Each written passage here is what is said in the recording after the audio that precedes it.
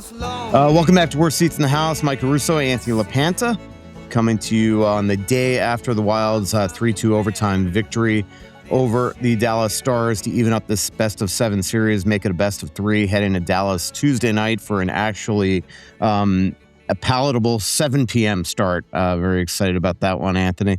Anthony, great goal call. I know this is the stuff that you live for as a play-by-play guy. And, man, you called it great, as did Joe O'Donnell, I might add. Yeah, these are those moments, there's no doubt. And, there's nothing like playoff hockey, and certainly nothing like playoff hockey in overtime. And you always just hope you get it right. And the moment is what's cool. And you're just always hoping that you do it justice and that you then let the person, the viewer at home, feel like they're at the rink. And because the rink was electric last night. It was really an amazing atmosphere in there, and just such an unbelievable hockey game. And it was fitting that it was the best players on the ice that made the play to win it. And I thought Matt Boldy had been terrific all night for Minnesota, and it was great to see him get rewarded after he had been denied on so many great chances over the last couple of games. What is it about Jonas Brodin and Jared Spurgeon that allows them to get it done so often? If you remember last night, Anthony, not to put a hex on them, but they were probably the only D pair that wasn't pinned in their own zone at any point in that game. And as you've pointed out, there's just a chemistry with these two. So it was also cool to see the captain, make the play for Matt Boldy's winner. Yeah, I really thought Spurgeon was great last night. And I know Brock Faber is going to get a lot of the notoriety and he was terrific. And ended up with 2 points in the game. But I thought Spurgeon's play was likely to be overlooked by a lot. I just thought he was just really good all night long. And their ability to skate, their ability to read off of each other, know where the other's going to be, has been the key to their success. And for years, we've always looked at them and thought, what if those two guys could just play together all the time? And the way the roster's been built, it's never quite worked that way, where they've always had to split them up. And as soon as Hughes arrived, John Hines knew he could throw those two guys together, and they've been great ever since. I know we've talked about the fact that their numbers in the regular season were the best in the NHL in terms of goals against per 60 minutes when they're on the ice. And in the playoffs, it's been pretty close to that. We had a graphic last night. We didn't actually, I don't believe we used it in the show, but no defensive pairing had played more minutes than Hughes and Faber without an even strength goal against. And as you go through all these groups that hadn't given up a goal, all of a sudden there's Spurgeon and Brodin having given up one in like 50 plus minutes together so far in the playoffs. And it's just kind of overlooked because all the talk has been about Quinn Hughes and Brock Faber. Well, Jared Spurgeon and Jonas Brodin have been going against the big guns for Dallas throughout this series and have been on the ice for one even strength goal against. And it feels like you can count the chances on one hand. They don't get caught in their own zone because of their ability to skate. 147 minutes since the Dallas Stars last scored an even strength goal. They only have 3 even strength goals in the series. It's not like they're not getting their chances, though, Anthony. They're just not finishing, in my eyes, especially their bottom 6, who I don't believe has a point yet in the series. But last night we saw, there were some unbelievably close calls around the Wild net, especially in the third period. Posts and things like that. They obviously had the 2 defense pairs and the fourth and third lines.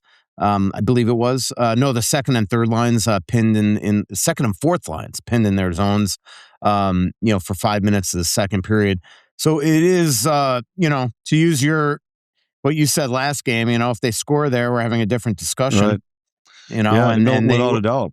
Or if Foligno's goal doesn't go in, we're having a totally different discussion. And the point I was trying to make with that is that when you start to look ahead at the next game, and I thought John Hines put it really well in his morning availability the day before the game.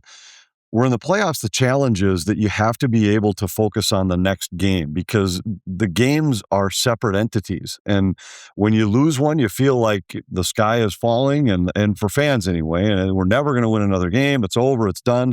And if you win one, you feel like they're starting to engrave names in the cup. And you have to be able to say, all right, well, that one's done. Now what's the next one? And then within that, you have to be able to look and say, okay, we lost this game, but what was the problem and what can be changed. And for Minnesota, I felt like there were a lot of things in game 3 that you would say, well, if we do that again, you're probably going to win the game. If Kaprizov's shot goes barring in instead of barring out, it's a totally different conversation. So now if you're Dallas, I'm sure you're looking at this saying, look, I mean, the Wild got a couple bounces in that game, and if they don't, what was wrong with our game? What prevented us? And I think both teams have things they have to do better. There's no doubt. And for Minnesota, it remains penalty kill and discipline. And in game 4, they had the discipline. They still didn't have the penalty kill, but they had the discipline. They were only short twice. And that's the difference in that game. For Dallas, I think, yes, they've had some chances, but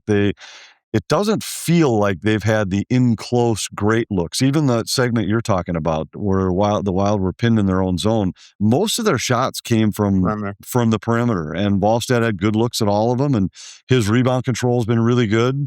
But I think the Wild have done a good job keeping Dallas to the outside. So I think the challenge, Dallas was one of the best teams in the NHL throughout the season on getting shots and goals from inside of 15 feet. And neither one of these teams has done much of that in this series. We saw a great goaltender duel last night. Jake Ottinger was excellent, I thought. Obviously had the unbelievable save on Matt Boldy in overtime before Boldy scored the winner. And right before that had stopped Eriksson Ek on where it was probably a better save with his right pad going across the crease and got a skate on a terrific look for Eriksson Ek. And on the other end of the ice, I mean, Jesper Wallstedt just continues to have nerves of steel. I thought was excellent. Made a couple huge saves before the winning goal. And, you got to hand it to this kid. You never know. You and I talked before the playoffs that you just never know about as good as he had been, putting a rookie into a Stanley Cup playoff, putting him into game 1 on the road. And he just has continued to show that the moment is not too big for him and that he can handle these high pressure situations. Exactly. He's handled every challenge in this series. And there have been a few of them where you thought maybe this is the point where you'd see the crack in the rookie's mental game, and he just hasn't. He had the bad bounce goal early in game 2, then he was brilliant the rest of the way in that game. Got behind by 2 in game 3 and then was brilliant there. Even in game 1, when Minnesota was ahead 4-1, he made the 2 big stops late in the second period that could have allowed Dallas to creep back in that game. And then, I thought both goalies were terrific last night in game 4, where both teams had opportunities, and it just felt like it was going to take some kind of really special effort to beat one of those 2 guys in the overtime. And it felt to me like we were headed for a second overtime. And then in the final minute, Matt Boldy makes that unbelievable tip. And here you go. Minnesota's heading back to Dallas even in the series. Great forecheck, with 12 minutes left in regulation. John Hynes went with his nuclear option that he likes to keep in the back pocket and not start games with, and that was loading up the top line, which is hard to do without Matt Zuccarello, because it just then, by definition, without a skilled player in Zuccarello, it means that you really are loading up the top line and don't have a lot of so-called skill on the bottom 3 lines. But he goes with Eriksson Ek, Kaprizov, and Boldy. I thought the 3 of them were great in the end of the third period throughout overtime, and then a great forecheck there by Kaprizov and Eriksson Ek and Boldy. Boldy and Eriksson Ek withdrawing some physicality in the corner. And then Tyler Myers, after a couple pushes in the back of Matt Boldy in the corner, he gets preoccupied with Joel Eriksson Ek, lets Boldy slip right to the front of the net and the winning goal. So, just a really quality finishing goal to keep that thing from getting reset in the second intermission of overtime. And we'll see where it goes from here. One thing I'd like to mention about those lines, though, is I thought that, number one, obviously the Wild get the goal from the Foligno line, and they had gotten the big one in game 3 from McCarron. So those were kind of the first depth goals that either team had gotten in the series. But the other thing that I thought was significant was when Hynes loaded up that top group, I actually thought they got some really good shifts from Hartman, Johansson, Brink, and they didn't score, but they at least kept Dallas honest a little, where it was, okay, the Stars, it isn't just that top group for Minnesota. That line actually had a couple chances to win the game before the Eriksson Ek, Boldy, Kaprizov line did finish it. Yeah, Johansson had, I thought, a tremendous game. I thought the way he showed no fatigue there in the third period and overtime. I thought the whole team, I was amazed at their energy level, really in overtime. But Johansson just getting that puck up the ice throughout overtime, I thought he was great. I thought Brink made some really quality defensive plays, was good in the offensive zone. Hopefully the finish will come soon for him. He came close there in overtime, just missed the net a little bit. Tarasenko is the one guy, Anthony, that I'm not seeing a ton from right now. What do you see in his game? Yeah, I don't think his game's been great, and really that line, Nick Foligno, I thought last night they struggled, and I would imagine that maybe we'll see a change there. Well, if Zuccarello comes back, we obviously will see a change, but and I'm not exactly sure what Heinz's first move will be there, but Tarasenko has shown over the course of the year that he can be invisible for a couple of games and then all of a sudden get the puck on his stick and finish, whether it be on that second power play group or just make a play at 5-on-5. So I don't know that I'd say I think he's a guy coming out of the lineup or anything, but that line didn't do much last night. And faceoffs have been an issue for Danila Yurov all year. They have been again in this series. And, that's also a part of it is when you're starting shifts without the puck. Now, last night, I know Nick Foligno took a fair number of the draws when that line was on the ice, and that helped that a little bit. But it just, there are so many little things going in these games that have been fun to watch. I mean, Heinz deciding to change the matchups and go with the Eriksson Ek line rather than against the Johnston and Rantanen line. He threw him out against Robertson and Duchesne, who you would think would be the lesser challenge, but that's the line that had been dominating and to say dominating is a little bit of a misnomer, but they were getting the better of the Kaprizov and Hartman line. So just making that switch last night when he had last change seemed to trigger a little bit for both of Minnesota's top lines. Yeah, I thought yesterday was a really good sign for Kirill. I thought he looked much more like himself. Obviously, makes the great play on the Faber goal, and I just thought he was much better on the forecheck. And now, if they can, if they could get Zuccarello back, that would be obviously a huge help for him. What do you think? I mean, if they get Zuccarello back, and by the way, I saw him last night, poke his head into the locker room, so he's alive. We do know that. What do you think if they get Zuccarello back? You were just talking about the lines. Obviously, we know that the Boldy line is going to stay intact. So we look at that third line. Has Brink shown enough to maybe go there? And if Brink shows enough, like, what do? Do you pull a Yurov out and play Foligno at center? Do you pull a Nick Foligno out? Because the one thing I will say, even though Nico Sturm would be the easy guy to pull out, don't you think I thought Nico was good. Huge. I thought, and that line to score the big goal, I think it would not be the greatest move to pull him out of the lineup. Yeah, this is 100% a guess, but I would think the most likely guys coming out would be Yurov or Nick Foligno, one of those two. I would keep Brink in the game. I liked his game last night. Yeah. And, they were using him on the top power play in Zuccarello's spot. He obviously wouldn't be there anymore, but it would be a part of the second power play group. But I thought his game was good. And, but these are all the kind of the matchup things that you have to decide. Where do you want a little more offensive punch? And I did think Brink was good defensively too, but Yurov's been such a responsible defensive player all year that it's hard to take him out of the lineup. Those are the decisions the coach has to make, and he only gets one guess. The rest of us get the second guess. Yeah, exactly. Good point. By the way, that picture, did you really think I stole that from you on X? Like, you do know that their hands are in different places. They have different facial expressions. It's a different angle. In your picture, you did have my bald spot, even though, again, you're oblivious to it or pretending to be. I think you're being intentionally obtuse. No, I thought I cropped it. I thought I zoomed in on those guys so you couldn't see anybody. No. You're a very, very bad cropper. Well, I'll explain it to you later, but I can't access Twitter on my phone. I have to do it through Chrome. So it's been a little bit of a problem with videos and photos and stuff. They don't quite work as well on there. I'm not sure what's going on. Yeah, I did get hacked about maybe a month or so ago, and I figured out how to get access to it again on my computer, but on my phone I can't use the app. I can only use Chrome. So it's been a little bit of a problem, but I'll figure it out when the season's over. Yep. Let's talk special teams, Anthony. There was one weird shift last night, the last power play, where I think fans have been clamoring for Brock Faber to be on it, but never guessing that it would be Brock Faber instead of Quinn Hughes. I think they were thinking, all right, take Brink off and have just two defensemen and go with more of a, old traditional type power play.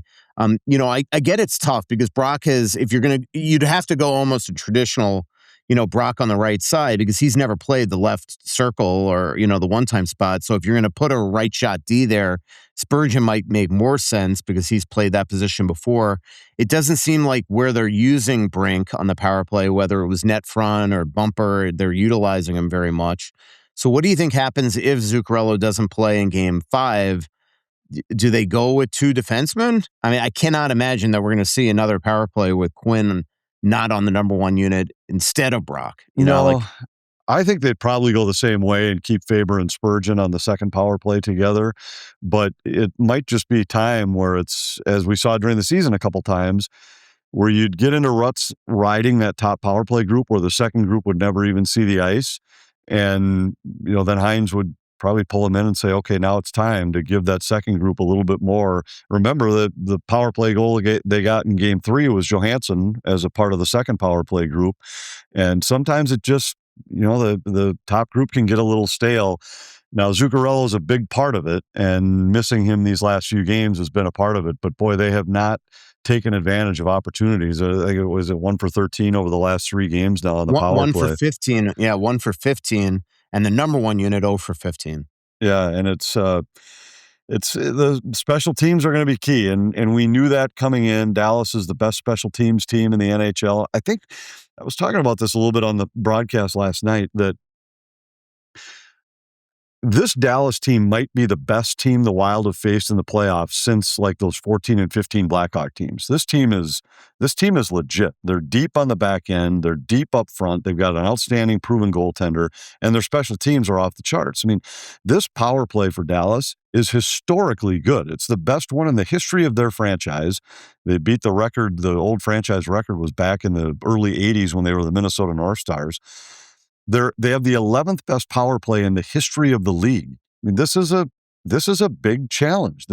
So yes, Minnesota's penalty kill has to be better, but they are facing a power play that is absolutely electric. And when those guys get it going, man, they're fun to watch. They're a lot like the Wild's top group to watch. You've heard me talk about the Onyx Hunt app on here for years. Well, make sure you download the Onyx Fish app as well, because before you even pull the boat out of the garage, you can sort lakes by species, trophy potential, and keeper potential, so you're not just guessing and you're going out with a plan. You could also use the Onyx Fish app to filter walleye, bass, panfish, whatever you're chasing, and see species abundance and size data so you actually know what's in the lake before you launch. Everything you need to get there and get on fish is all in one app. Boat ramps, lake access points, public versus private land, points of interest like bait shops and camping. It's all built into the app. No more scrambling around 3 different apps or outdated reports. Onyx Fish gives you the proven fishing area data and local insights that used to take years to learn. So you could do a decade of knowledge all in about 10 minutes. So download Onyx Fish on the App Store or visit onyxmaps.com/fish. Spring fishing is here. Go find a lake you've been driving past for years and finally find out if it's worth the launch. Do I have a can't miss out of this world event that'll make your water worry-free and your home ridiculously cozy and comfy? It's the Aquarius Home Services and Connecticut Customer Appreciation 3-day open house. Aquarius's biggest sale of the year, happening Friday, May 1st through Sunday, May 3rd. Enjoy a weekend packed with fun, a delicious pig roast, lots of gifts and prizes, and yes, even a petting zoo for the kiddos on Saturday and Sunday. The open house is jam-packed with all kinds of savings. Up to 30% off Connecticut, the world's most efficient water treatment system. I have it, you'll love it. 20% off salt and water filters. Up to 30% off heating and cooling systems, plus huge savings on generators, water heaters, and more. Plus, bring a water sample from your home or cabin. They'll test it for free while you eat, explore, and score some deals. It's all happening in Little Canada at 694 and 35E, right across from Dock 86. Aquarius Home Services. Go to aquariushomeservices.com right now for all the details and see you there. Aquarius Home Services, earning the right to be recommended. Are you looking to move a little easier and feel better day to day? StretchLab can help. StretchLab is the leader in one-on-one assisted stretching with locations across the Twin Cities. Every session is customized, whether you're chasing a loose puck, grinding through men's league, or just trying to keep up with the game. It's not just recovery, it's mobility, prevention, and performance. Tight hips, sore back, it's all about staying in the game, whatever your game looks like. Don't sit this shift out. Book your first stretch today and feel the difference. Life comes with a lot of things to remember, and Great Clips doesn't think your haircut should be one of them. That's why they use clip notes to save your haircut details, so no matter which stylist you see or Great Clips salon you visit, it's easy to feel like the best version of you. So do yourself a favor. Say goodbye to guesswork and hello to a great haircut every time. Download the app today. Great Clips. It's going to be great. That the Heiskanen power play goal shift before that, like that was their least threatening chance. Like the way they were able to move the puck and just do whatever they want with it to set up Johnston in the middle was like a video game. Like it really was amazing. And I don't know how you combat that, because it wasn't like the Wild were out of position on those plays. Right. It's like they just have so many options.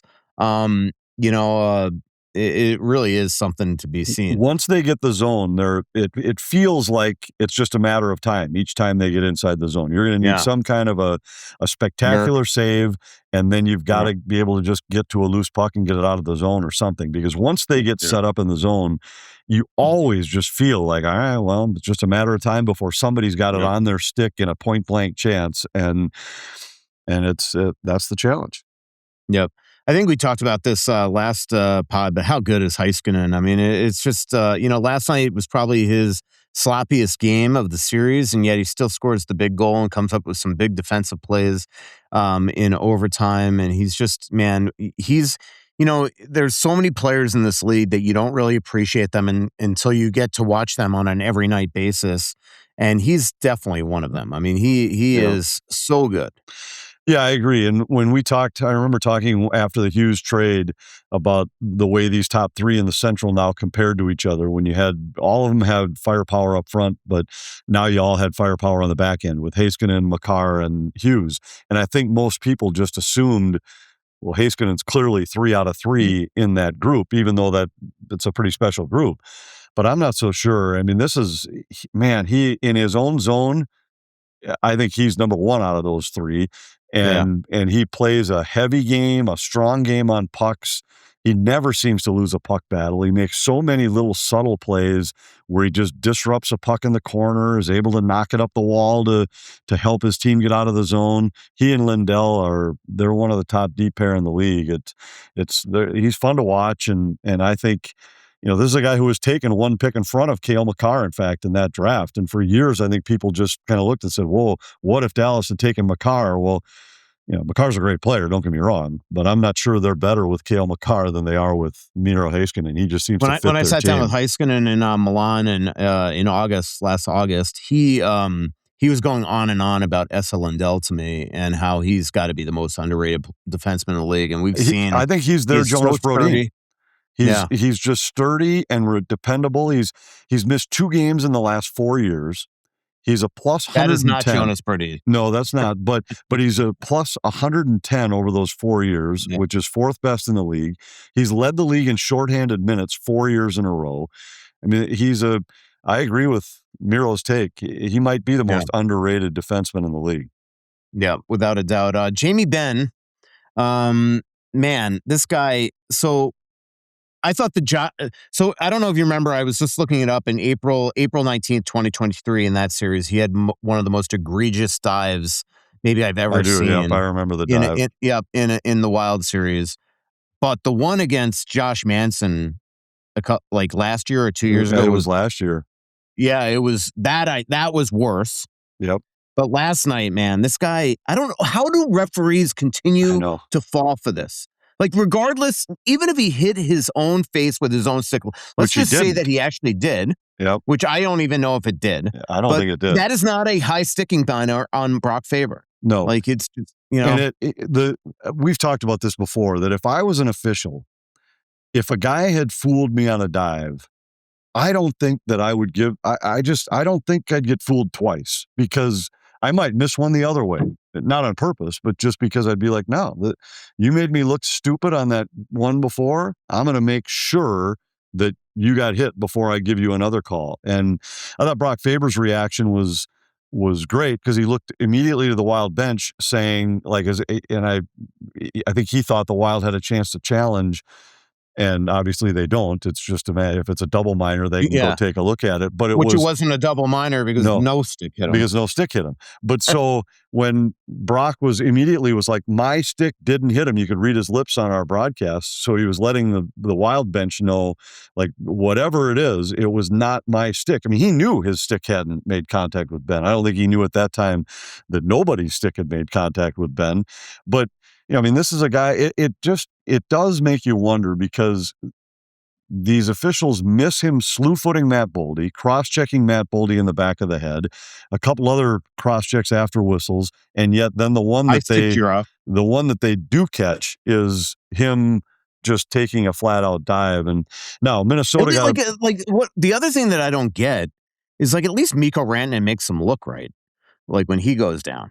Yeah, like Jamie Benn might be the worst actor in maybe hockey history, and it's just they just continue to get fooled by it. It's crazy to me. I agree. And now there is, this will sound, I don't know what the right way to put this is. There is a skill to being an agitator without getting caught, and Benn is that. So teams have guys like that, and there's a value in them. The guys that I watched Benn last year in that playoff series against Colorado get under the skin of Nathan MacKinnon throughout the series with just little jabs to the shoulder as he's going to the bench, the things that aren't ever going to get called, nor should they get called, but he got Nathan MacKinnon rattled in that series. And there's a skill to that.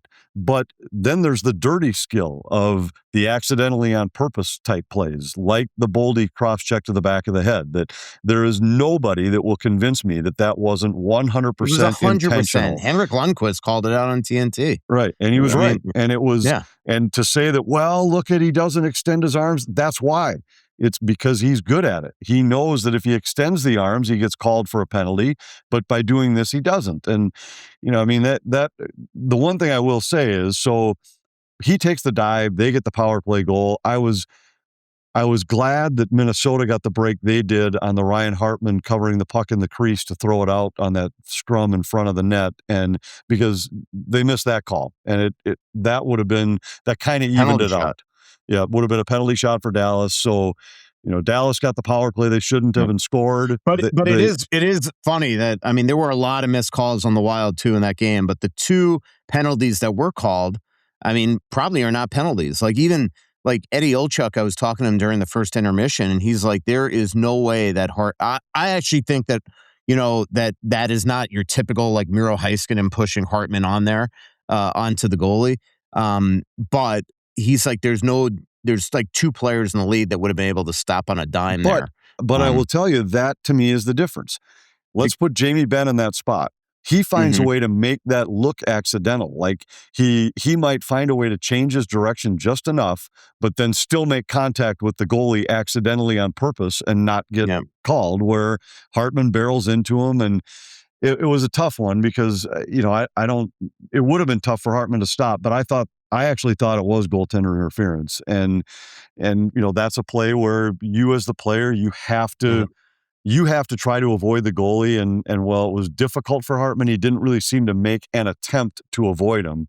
And that to me was one of those examples of the difference. Benn would have gotten out to one side and then stuck a leg out and kicked the goalie or something as he went by and made sure he made contact to disrupt the goalie, but found a way to do it without a penalty. And there's one also where Hartman's MO probably doesn't get him the benefit of the doubt there as well. One other thing I was thinking about last night is the Eriksson Ek push on Miro Heiskanen that wiped out that goal.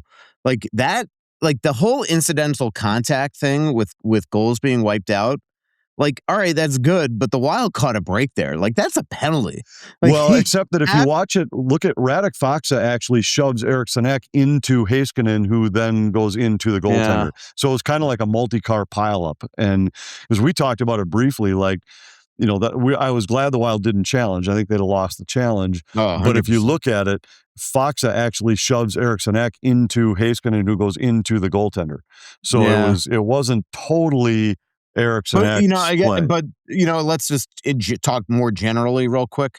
Like that would be my only thing is like, that is not incidental contact in the what definition of the rule book. So years ago, that would have been just a penalty, and the goal wiped out. And now because of the incidental contact rule, it's like the referees always forget. Like there are some that's just incidental contact where you impede the goalie's position to make a save, ability to make a save, and you wipe it out. But there are some goalie interference that actually should be a penalty as well. And I still think Eriksson got a little lucky there. Yeah, perhaps. I was glad that the two most egregious misses to me were the Benn dive and the Hartman putting his hand over the puck in the blue paint. Mm-hmm. The fact that those went one away. And now who knows, maybe Dallas wouldn't have scored on the penalty shot, but they did cash in on the power play. And I'm glad that that's not what we're talking about today, is that Dallas wins the game 2-1 because Jamie Benn dives and Dallas gets a power play goal. I just have to read this one. I did ask for X questions, and I know we've already answered this, but Chase Marshall, who has a dog that he named Russo that has grown up really quickly, goes, if Zuccarello's back, who's out? Man, Tarasenko and his stamina has been a liability out there in the D zone. We talked about that, but I just wanted to give him a shout out because I'm still always amazed that he named his dog Russo. And it's a gorgeous dog, by the way. Well, does he have a bald spot that he's giving me grief about? Jack Wagon. Yeah, is he a high-strung individual that we'll have to meet this dog sometime? But no, I think it's a great question, and it's one I want to dog sit this dog. Yeah. Oh boy, the dog will get sick. Remember when you dog sat Stanley? Yeah, but I didn't like being accused of so this story goes, you guys were going to a dinner party, so I dog sat Stanley, and Stanley apparently went home and got really sick, and Margot called me up and gave me the 3rd degree. Wanted to know exactly what you had fed him. Well, you are known to just give in to dogs. To know that I give Stanley chocolate, some grapes. I'm like, no, nothing. You are known to try to earn the dog's love by giving him treats whenever they want. Yeah, just like myself. Yep. A lot of treats. I don't know what they'll do. I think, I hate to even speculate because, those guys, they go back and watch the game so carefully, and there's so many little things that they'll see in a guy's game that, even guys like you and I who watch the game probably as closely as anybody else, sometimes I liken it to back in my old coaching days where I'd have people say, well, this guy got beat deep. I'll be like, well, you don't even know what his responsibility was on the particular defense that we were playing on that play. Yeah. And I think a lot of times fans for hockey, they don't really understand exactly what the responsibilities are coming back into your own zone or on your breakouts or on your coverages or things like that. So I hate to even speculate because sometimes you might say, well, what I noticed from this guy is that he turned the puck over a couple times and didn't really make anything happen. But then those guys who watch the film go back and say, well, but in his own zone, he made this play, this play, this play, this play, where this other guy was the guy who was actually supposed to be on this play or was supposed to be in this spot for the breakout, was supposed to be in this spot on the coverage. So, I mean, my first instinct would be that I would keep Brink in the lineup and one of Yurov or Nick Foligno would probably be my odd man out, but that's just that's a first take without going back and watching the game. Yeah. I do think Nico Sturm earned another game. So, well, Anthony, what's your prediction for Game 5? I hate to make predictions like this, but I think it's going to be a tough game for Minnesota because I think at some point in this series, Dallas is going to cash in on a 5-on-5 chance. I mean, Minnesota has been so much better than them. The Wild are the best in terms of goal differential, the best even strength team in the playoffs right now at +8. And they've been dominant throughout this series. I think there's going to be a night where Dallas scores at even strength. And I still believe all of this, not to oversimplify, but this all comes down to discipline for Minnesota because I don't see how they slow that Dallas power play. So as long as Minnesota stays 3 times short or less, I like their chances. But if it gets to 4, they're going to have a hard time because I don't see the Wild scoring 4 or 5 against this Dallas club. I think the games they win are going to have to be 3-2, that type of game. I mean, maybe 4 if you go to overtime, but I just don't see a 6-4 kind of win for Minnesota in this series. Yeah, Marcus Foligno pretty much echoed that last night. He said that the one thing they have to do is continue to be smart. And we saw last night, they only gave up 2 power plays to Dallas, and Dallas scored on both of them. Well, Anthony, good show. We will be back after Game 5 the next day as well. Thanks to our incredible sponsors, Aquarius Home Services, your local authorized dealer for Connecticut water treatment systems, Great Clips, Stretch Lab, and Onyx Maps. Thanks, everybody. So much coming out, there's nothing going in. I know that you feel like you're never gonna win. Oh, but the world won't forgive